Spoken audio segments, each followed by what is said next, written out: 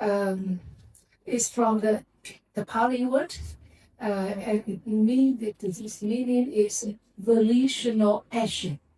So volitional action is different from normal action. For example, in everyday life, sometimes we do something unintentionally. For example, at night when we walk and accidentally we stand on an ant. So even though the ant is cute, but we don't have the intention to kill the ant. And with no intention, that doesn't form a karma. So the karma, the importance of the karma is the intention that motivates the action. That is why in the Sutta, the Buddha said that Theravāda Bhikkhunī, O Bhikkhu, I tell you that karma is the intention. So you see that karma is very important because it has moral consequence. It plants seeds that ripen into future results. And where does the karma blends it into? So if you learn Viditadhamma, you will know the concept of pavanga, or the continuum of mind. So when we make an intention or we perform an act, so we are planting a seed, and the seed is planted into the continuum of the mind, and it lies dormant for a time and waiting until there is a favorable conditions so that it can give the result. Sometimes people make the action, but the result doesn't come yet. So that is why they think, oh, why? I saw so many people, they are doing wrong things, but they are still very rich. They don't have any bad karma result, right? And other people, they are doing very good things. They do dana, they keep precept, but still many accidents get to them. So they don't understand that. They just think that if you do good thing now, then the good thing will come right away. But in Buddhism, the Buddha divided the karma into 4 kinds, depending on the time that the karma ripen and give result. So you look, the 4 times is that the karma that gives a result in the same life. We can say immediate result. For example, in this life, we practice and we become an Ārāma. Within this life, we don't need to wait until next life. That is called the karma that we result in this life. And some karma will not give result in this life, but in the next life, the second life. And some karma even give the result after that, later lives. And if some karma, they already gone, but there are no favorable conditions until it becomes ineffective. So become ineffective karma. So those are the 4 kinds of karma. So when we understand the karma, we should begin that karma and result is a punishment or rewards that someone else gives us. It is the natural law. The natural law means it gives result automatically without anyone controlling. Like gravity force, we can say the gravity. So gravity comes automatically, no one control, but the great law of gravity is there. So law of karma also is there naturally. No one, no creator, no Lord to operate the law of karma. So when we understand that, we can see that The law, this law, come naturally. For example, when you act with the kindness, what happens? Automatically, when we act with kindness, so it will beautify our mind, right? And it will uplift our mind immediately, right? Because when you are kind, your mind is very pure and very in a high state. And then later, it will bring to us what peace, happiness, and favorable conditions. Then, on the contrary, if we act with hatred, what happens? It will stain our mind. Then later, what happens? It will bring us suffering and difficulties. Because people are very angry and would like to do harm to others. And they will also get harmed. And they will get into difficulties, difficult conditions. So it is natural. You see, it comes automatically. And if we say it like mentally, then mentally, if action, each intention we do, it leaves a trace of potential in our stream of mind. You know, because you see that our mind comes, arise and disappear, arise and disappear. But when it disappears, it doesn't disappear completely. If it disappears completely, we cannot remember anything, right? You cannot remember whether you ate dinner or not. You cannot remember someone did something wrong to you, right? So all the action leave a trace in our stream of consciousness. That trace or that potential also lie dormant in the Pavanga. They could keep on saying that Pavanga is the unconscious stream of consciousness. So it remains there, and it will become manifest when there is favorable conditions, and even across lives. For example, you see that you in the past you may learn the Dhamma, you may learn meditation, you may learn praying, but you forgot, right? Sometimes we forgot because after rebirth, the trace is not so deep, so sometimes we forgot. But when you come to the meditation center, you listen to the teacher, and it seems that I know this before, and you meditate easily, right? So that is before you have the trace in your stream of mind. So when there is a condition, and then it comes again, it becomes manifest.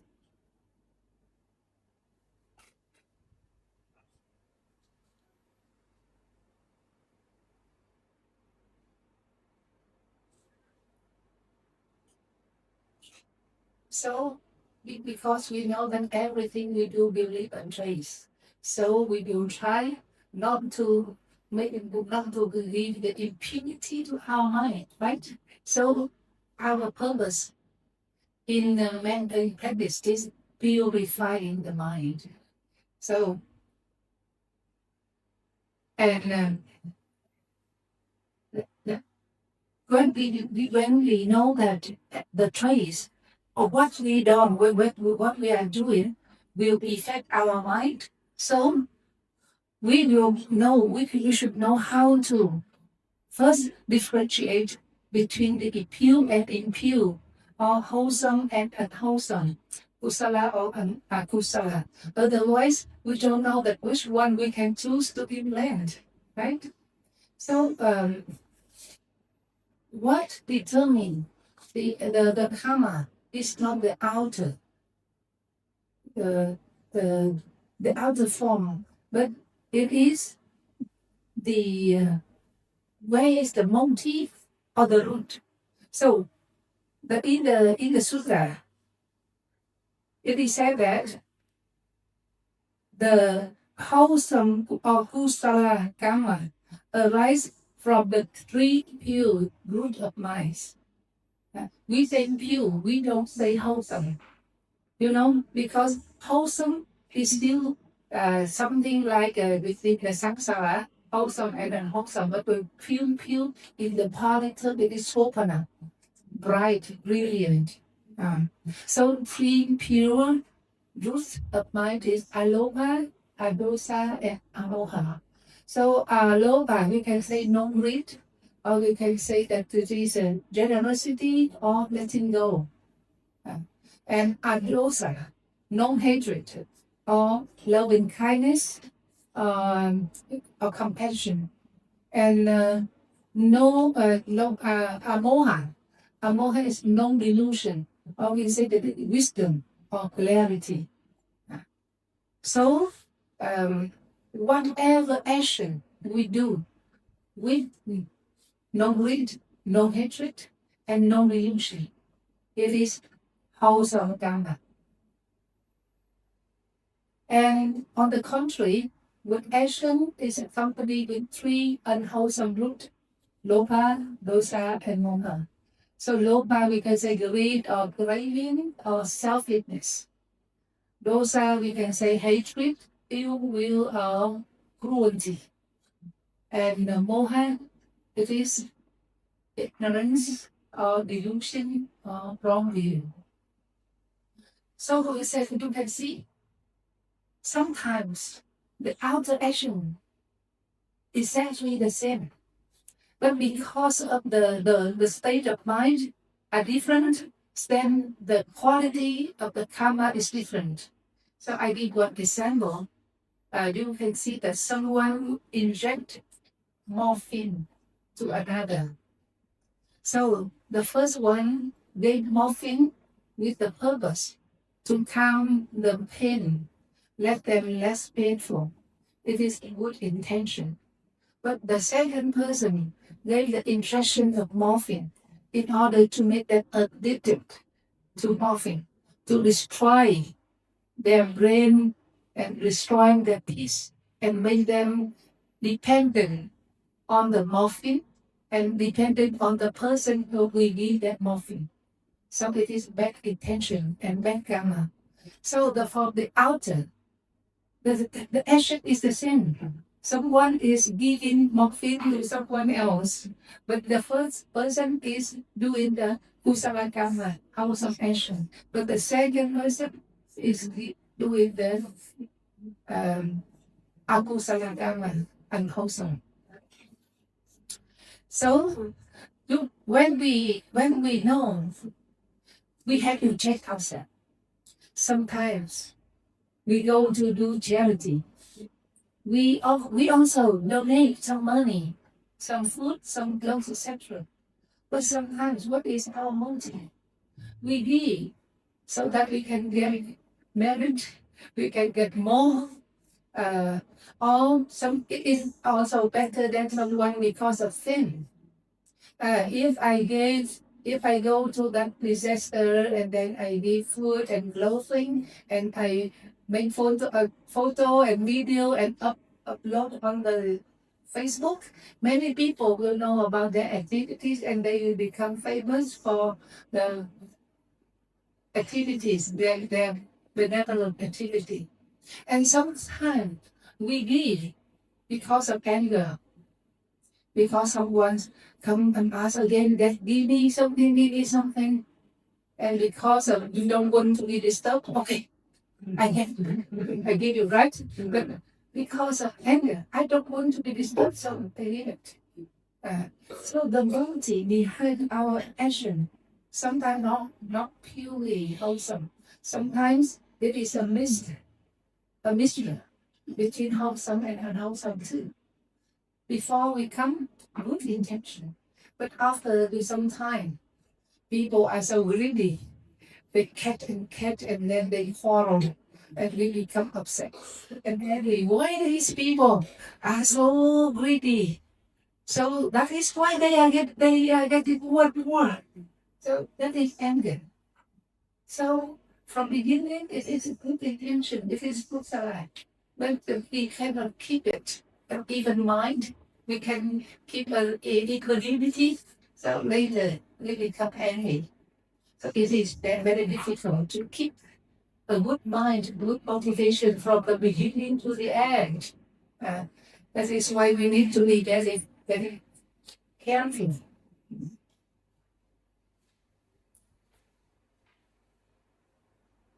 So you see that Kamma is operates us with this samsara. Why do we get reborn again and again? Sometimes we say, I don't want to be reborn anymore. I'm tired of being reborn. But how to end samsara? To end samsara, only to end Kamma.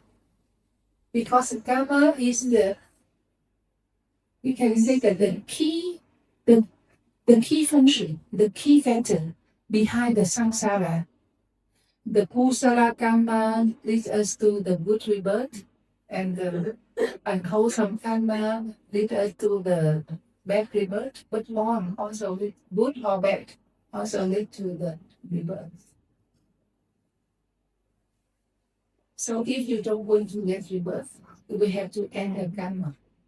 But how to end the Kamma? That is a very big question. How to end the Kamma? So in the Patinjāsamum Bhajan, there is one sentence. Avijja bhattaya sakkara sankhara bhattaya vijnana. Sankhara means the Kamma, right? So because of ignorance, we have Kamma. So in order to stop Kamma, how?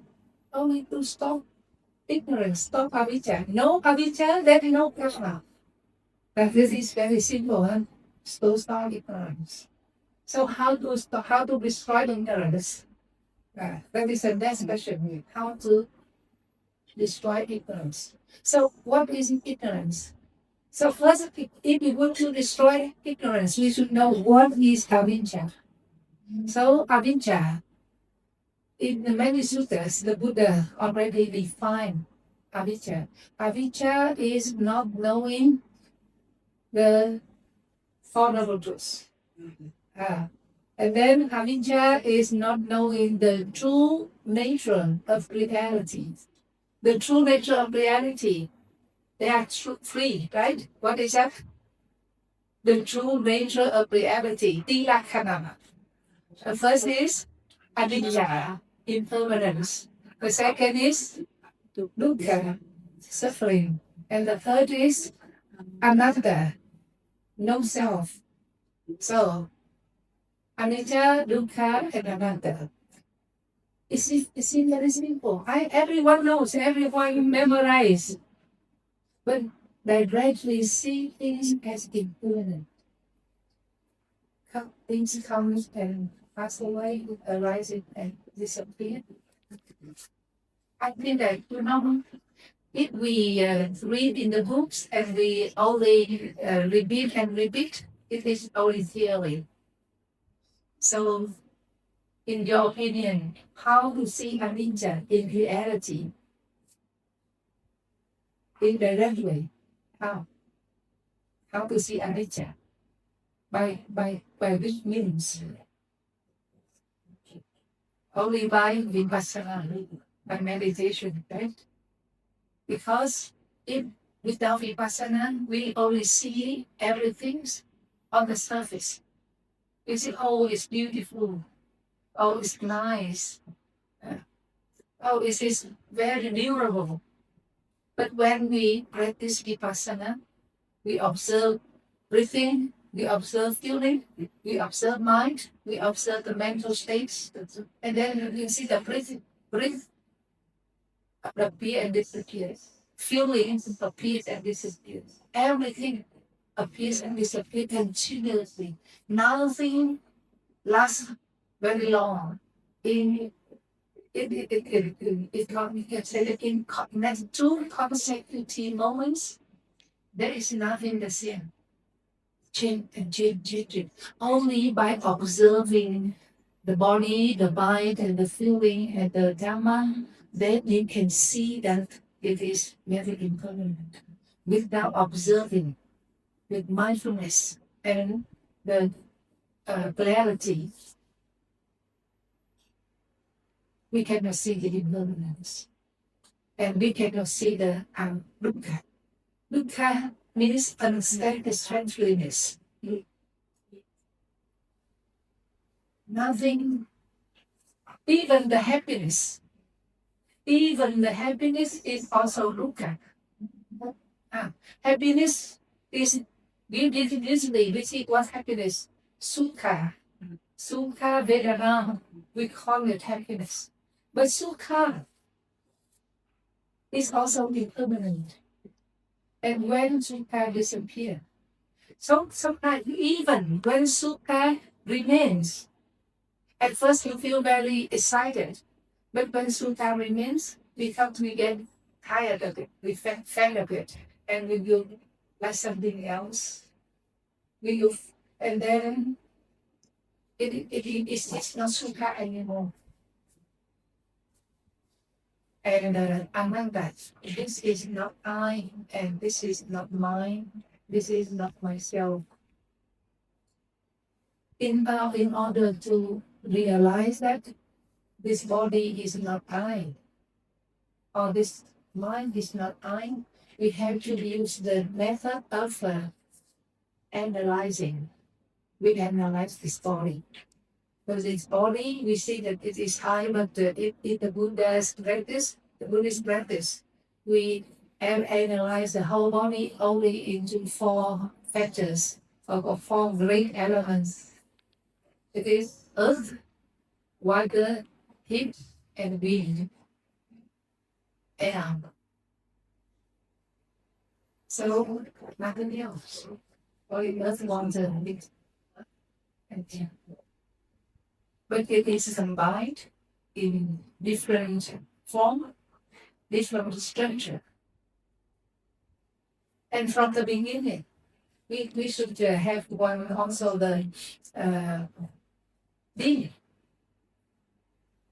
thinking. So you see, from the beginning, when we first had a conception in the mother's womb, there are 3 factors that form a new being.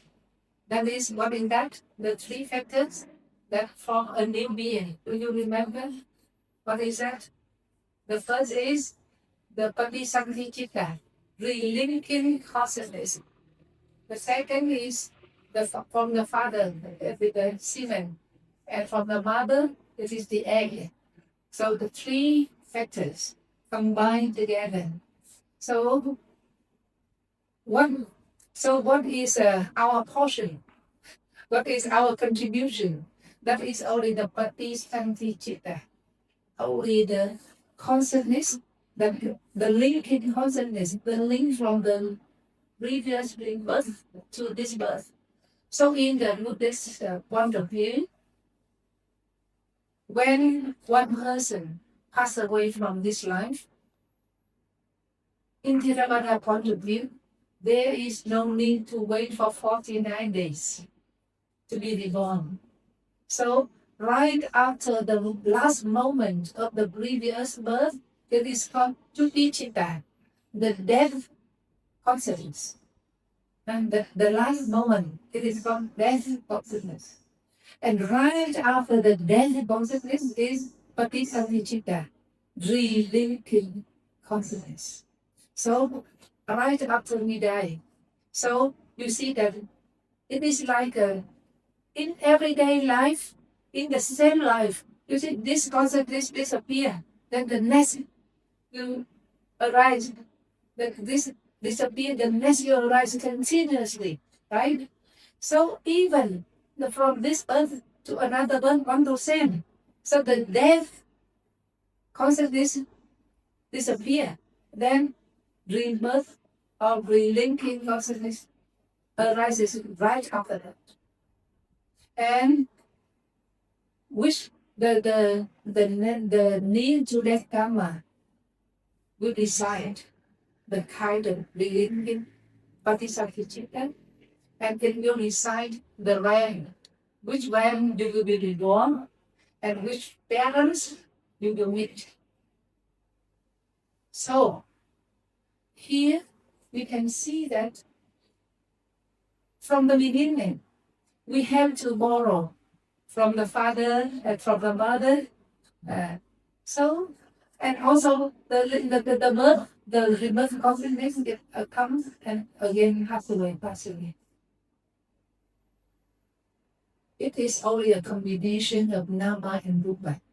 Nama is the mind, and Rupa is the method. Mind and method. So there is no I there. And if there is no I, then there is no mind. So in that, and every day we eat, we drink, we breathe, we borrow from the world outside. And we can say borrow with this one and outside, at the same system. Come in and go out, come in and go out, recycle. It is only Dhamma. It's only Nama and Rupa. So by contemplating our body and mind, we can see that everything is impermanent, is unsatisfactory, and no self. And an Arahant is the one who completely and directly see this true nature of reality. And that is why he destroyed the ignorance. And when there is no ignorance, then no real karma. So to end the karma, it means that we do not stop all activities. An Arahant still speak, still eat, still work, but no more ignorance and no more craving. What they do are only functional action, kriya, functional action, and with no more craving, no more wish, no more becoming. That is why they make an end to the samsara, to the rebirth. So we need to understand that in order to stop the karma, again, not keep silent and not to do anything. But what we change is to work with the wisdom and not with avidya, with ignorance. So you can see that the difference between an Ariya and a Buddha, the normal people, is that they don't have the ego-based intention. No more ego.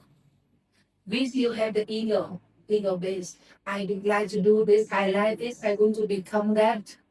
I like this, I don't like this. And why we don't like or don't like? Because we don't know that even the good or the bad, the beautiful or the ugly, they have the same nature. But we see that they are different. We differentiate only based on the outer form. We don't base on the nature, the characteristic. So if we come to the nature, that everything in this world is equal. Sabbe sankhara anicca, sabbe sankhara dukkha, sabbe dhamma anatta. So no differentiation. So even if the people are good, we can have compassion to them. If the people are not good, we still can have compassion to them. Usually we cannot do like that.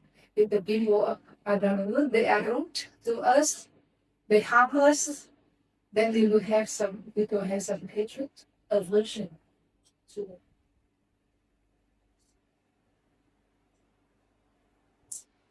So,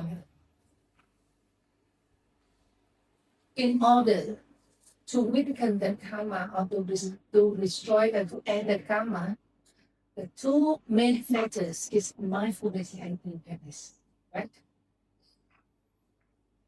And mindfulness and awareness is also the key factor of the vipassana.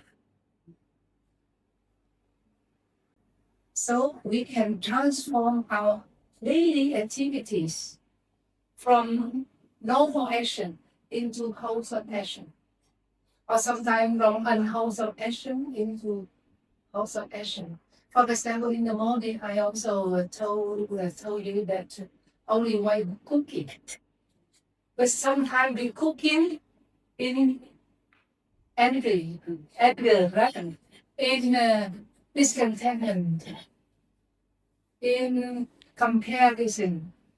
But if you change the attitude only, you cook the meal with love and love and kindness, with goodwill, and that it becomes good karma. The same thing when we come to the temple. Some people will say that, oh, I would like to do the decoration on the Buddha's altar. I don't like to go to clean the toilet. So because you have that comparison, doing this thing is better, and doing that thing is dirty, right? But if you know that on the two works are the same, cleaning the Buddha altar and cleaning the toilet two are also cleaning, make this world beautiful. And sometimes even if no one would like to clean the toilet, and you are willing to clean the toilet, so it doesn't. If in while you're doing that, you feel very proud. Oh, I'm better than them. It is also a bad karma again. So you see, it is very dangerous. Sometimes we can try to do the best, the better. And when we feel very good about us, and then mana, right, can come. So that is why it is, we should have been always to be mindful and aware to recognize what is happening and again happening. First, the kusala comes, and then you feel proud about the kusala, and then it becomes akusala. And then no problem. Just realize that, oh, I have pride. Then pride will disappear. And that is why mindfulness is very necessary, and we need to practice not only day by day, basically second by second, minute by minute, every time. We need to practice mindfulness and awareness. And when we have awareness, for example, everyday time, we can, where there is greed arise, we can see, that is greed. When hatred again arises, oh, that is hatred. We can pause a little bit to recognize it. And then it can change the way of our reaction. Before we practice mindfulness and awareness, sometimes we work automatically. We react automatically without thinking, without reflecting. But now with mindfulness and awareness, we recognize, oh, that is hatred. Then we can say that we can transform the habit of reaction blindly, right? It's not easy to change a habit, but if with determination and right intention, we need to. That is why the meditation masters often advise us to be slowly, a little bit slower than before, so that we can keep up with the mind to recognize. And sometimes before we speak, we have to be a little bit pause and to find proper words, proper tone, and proper attitude, not to hurt others by words or by our attitude.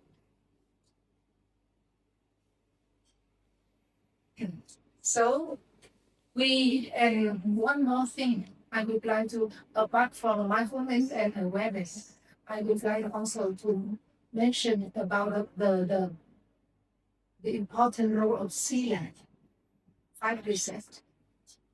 Because when we keep the 5 precepts, not to kill, not to steal, etc. Because, because when we keep the 5 precepts, we can have the moral conduct, not wholesome conduct. And this wholesome conduct, they have the two functions. First is to protect the mind.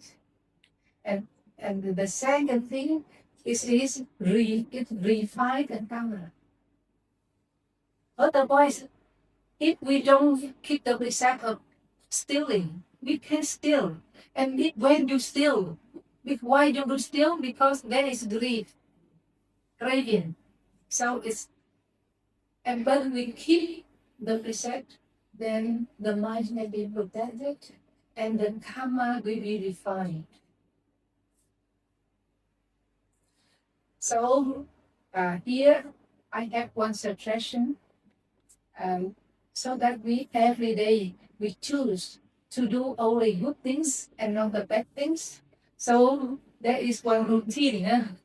The routine is like this: early in the morning, when you get up, first of all, you sit quietly for some minutes, like meditation, to make your calm and clear with the clarity of mind. Then you make an intention, like a vow, that today may I act, speak, and think only with wisdom and compassion. And may everything I do is for the well-being of myself and for others. So we make the intention from the beginning of the day. It is like to have the Samma Sankappa, the good intention. So it might be like a good starter of a day, right? And then during the day, we will keep mindful in everything we do. When we walk, only walking, knowing that we are walking. When you washing clothes, know clearly that you are washing clothes, you are cleaning the floor, etc. Everything you do with mindfulness. So if you turn your daily action into the action with mindfulness and awareness, it becomes wholesome actions, right? And then the whole in the daytime, again, we actively cultivate the good action, good activities whenever possible. For example, if you meet someone, give them a smile, we can give them very inspiring words. There is some inspiring and helping and motivating. And you can give some dana, not only to the Sangha. If you go to the market, you be someone on the street begging. Sometimes we just ignore and walk away. We just stop, pause for a minute, and do them whatever you can. Some ringgit just do not make you poor. But maybe it is their only meal in that day. So not to ignore even the little, the kindness. Then in the evening before you go to bed, before you sleep, so ask yourself 3 questions. So these are very important. First, before you sleep, ask yourself the first one: what activity today came from greed, hatred, and delusion? You remember, oh, today I shouted at my children. Today I ignore my friends asking for help, etc. So we scan again which activity came from greed, hatred, and delusion. Then acknowledge it, but with gentle. No criticizing, only just acknowledge and resolve that, oh, next time I will do it better. Then the second question: what activities today came from no greed, no hatred, and no delusion? Today I help my friend. Today I did dana. So if you can remember, you rejoice with your work, and then you feel happy. And the third question is, how was our state of mind throughout the day? Today our mind is peaceful or scattered or anxious or etc. So you have know that today, because of it, so during the day you don't observe your mind, that at night you cannot know what is your state of mind, right?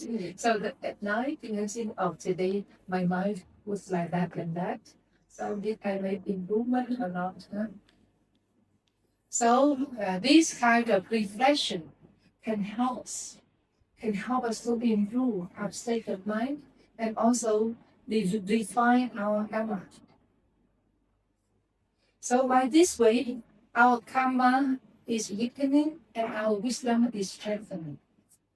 And before I end this talk, I would like to quote a very important utterance by the Buddha about the role of the karma in our life. The karma sakohi, karma dayado.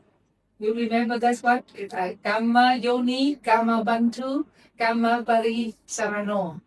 Yang kamang karisami, kam yanang va, papatang va, pang tasha dayado pavisami. So, what is the meaning? I am the owner of my karma. Karma sakohi, I am the owner. So we are the owner of the karma. We can decide. No one can decide for us. People can harm us, but they cannot tell us you have to harm someone else. So no one can order us to do this or that. So we have the right to do that. We are the owner of the karma. Then karma dayado, but at the same time we are the heir of our karma. We are not the heir of our parents, but we are the heir of our karma. You see, sometimes in a family, a rich family, but the parents love some children and they don't love others. So when they share the legacy, some get very big portion and some doesn't get anything. So what is the reason? It is because of their karma. So those who have done the good karma, they hold the big portion. And those who didn't have the good karma, they have the small portion. That is why we say that we are the heir of our karma. So karma yoni. Yoni means the womb. So karma is the womb or the mother. We can say that we are born of karma, or we can say that karma is our mother. Sometimes people will think that, I don't want to be reborn, but why my mother, my father gave me birth and they made me suffering, right? So some people will make a poem and say, I don't want to be born, but who will bring me into this life? And they blame their parents. Why they bring me to this poor life and miserable life? But the Buddha also said that our real parents are not Mr. A or Mrs. B. Our real parents, who are our real parents? Just remember, avidya and tanha, ignorance and craving, right? Because of ignorance and craving, we act wholesome and unwholesome, and because of that karma, we will be born here. Without ignorance, without craving, so we don't create karma. Then we have no rebirth. So our real parents are our karma, and our real and why we have karma, because we have ignorance and craving. So that is why karma is our parents or mother. And then karma pati sarano. Sarana is refuge. Kamma is our refuge. We can say the Buddha, the Dhamma, and the Sangha is the refuge, but Kamma is also our refuge. Do you agree?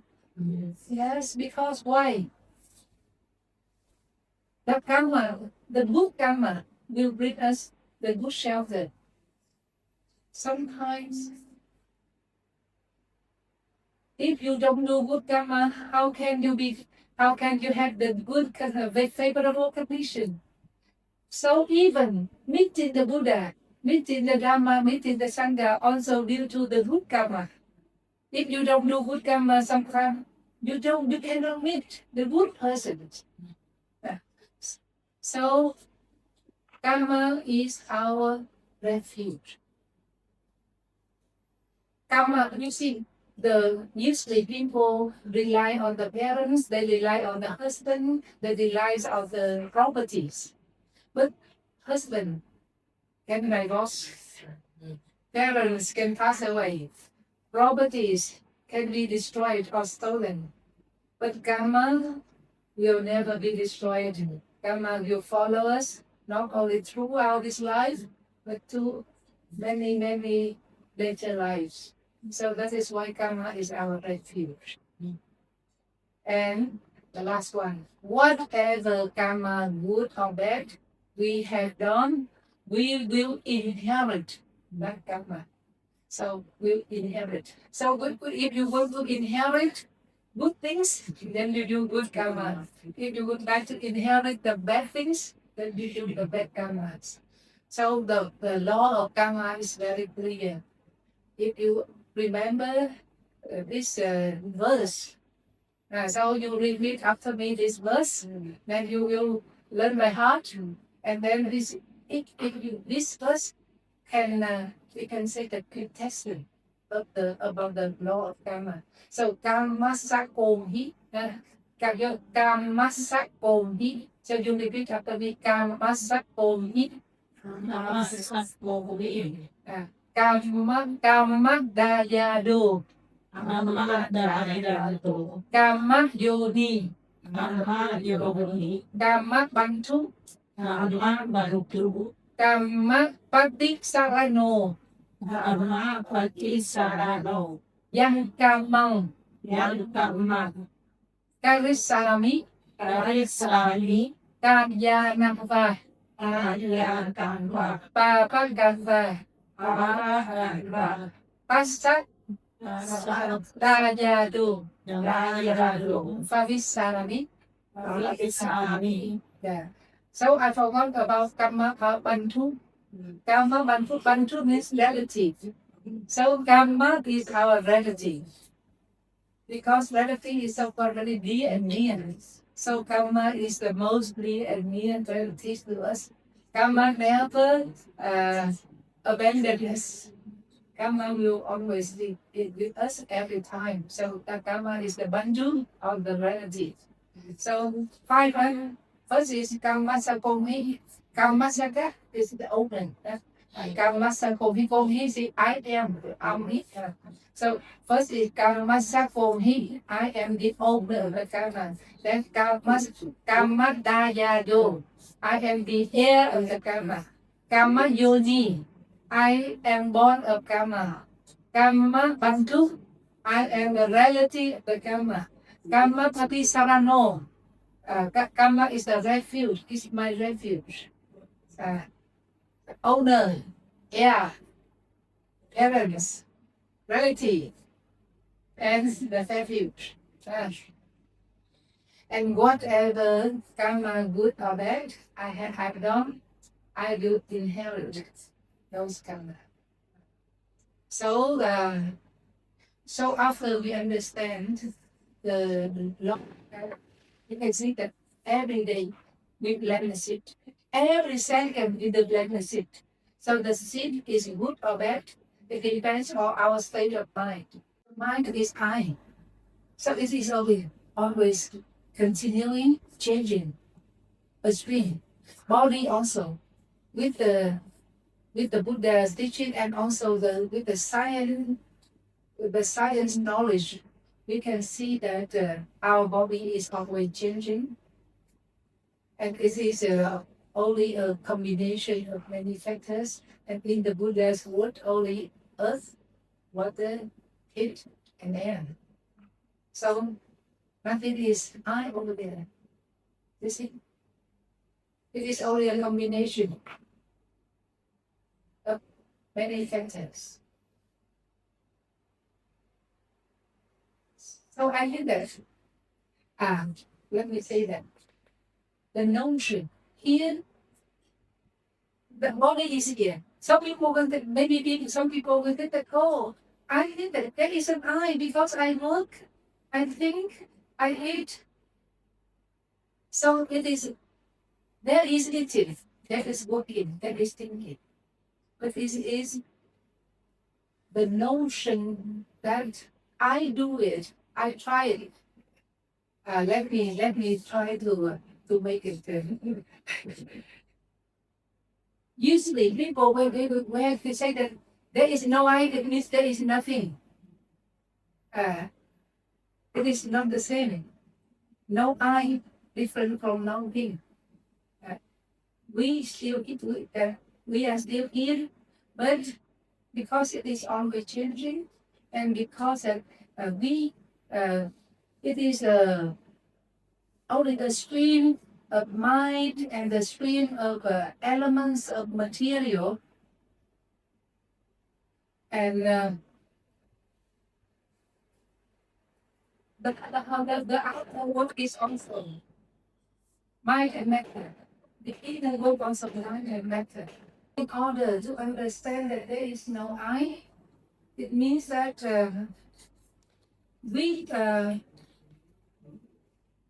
if you attach that there is something,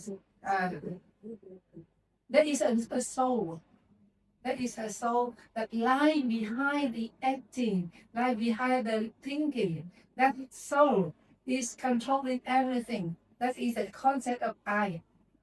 But here we also have the thinking, the noting, etc. But it is only the function come and again and disappear. When this function finish, and another function do.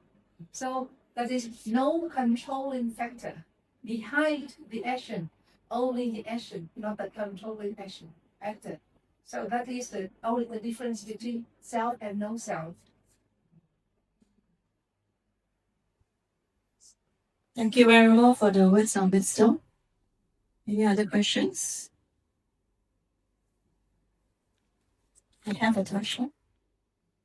Venerable talk about it's not that just now Venerable said that when someone has done a good deed, then the person shouldn't feel proud of himself or herself. So how about rejoicing in one's own effort, the merits gained and from doing something good and feeling good about it? Because this would motivate us to continue with the good deeds. So I would like to get Venerable opinion on that, on what's the difference between the first one and the second one. Thank you. When you feel good about the good action, so it is only the good action, not my action, or your action, or their action. Oh, I feel good about this good action. So that is no notion of I, and that is wholesome. But when you say, "Oh, I am very good," I am better than others, then that is mana, that is right, and there is ego behind. So you feel good about the action, but just the action, any action, because that is the action that is better. So every day we need to practice to reduce the notion of I. Just this good, this is not good. This is not I am good or she is not good. This action is good and this action is not. This action is wholesome or that action is wholesome. Thank you, Venerable. Thank you, Venerable. May I just clarify? So because Venerable said that we should be mindful of our thoughts, of when daily activities. So if so when we like we just do something and don't think about it, but if I don't know, like how do we, because these feelings that comes out, let's say we have done something good and then we feel good about it. So if it just comes out, so how should we react? And React to the yeah, so so like, because Venerable said that we should be mindful of our daily activities and not have much thoughts, right? Or am I maybe I'm exaggerating? yeah. So if we have done something good, then the feelings come up. So how should we react to this? And that's all. And that's the so you don't need to remember about that. So So the life is on, and then we need to keep up with the mind, the life. So life is always at the present moment. Then you don't remember the past. So if arise, then you acknowledge. Otherwise, you don't think of it anymore. If you are mindful. Thank you so much for the clarification. In the interest of time, I think we'll take one last question. Oh, okay. There are two questions, so I will make an allowance. Okay. My question is, if we are in the state of having a bad karma now, we know we are having that. So how are we going to mitigate the feeling of bad karma arising now? When you say bad karma, I had a feeling that when you say about the karma result, not the karma. Or the karma you have done in the past. Yeah, because the feeling is because now maybe I'm not in a good state. You are not in a good state of mind or health. Like let's say I'm very sad, disappointed. Then I know, okay, maybe my karma is arise now. So how am I going to settle this? How do I see this? So when you feel disappointed or sometimes you have so many failures in your life, so don't blame all in the karma result. So, for example, now you feel very sad, you are disappointed, etc. So just recognize your feeling. I accept. I am disappointed. And don't try to trace the reason why I am sad or why I am disappointed.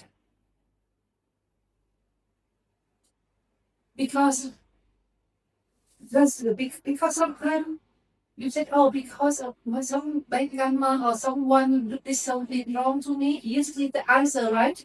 Someone did something wrong to me, or maybe I have done something bad in the past. Now I have to receive the bad, etc. But thinking about the karma, thinking about the past karma, is not encouraged by the Buddha. And karma is also called atindeya, unthinkable. You shouldn't think about the karma because you don't know exactly what karma you have done. Only the speculation. And sometimes it is also a waste of time. You just, at present, you just observe your feeling. I have not said none, but I've said that there is a sadness arises in me. That is the feeling of sadness arises. And that sadness, you feel completely, you observe the sadness, then the sadness disappears. It may last for a long some time, but it comes and it goes away, disappears. So just observe and accept it as it is and then let it go. It is our function. We don't try to change or to trace the origin, because it already passed. What we can do is the present moment. And what in the present moment is the most important is mindful and awareness.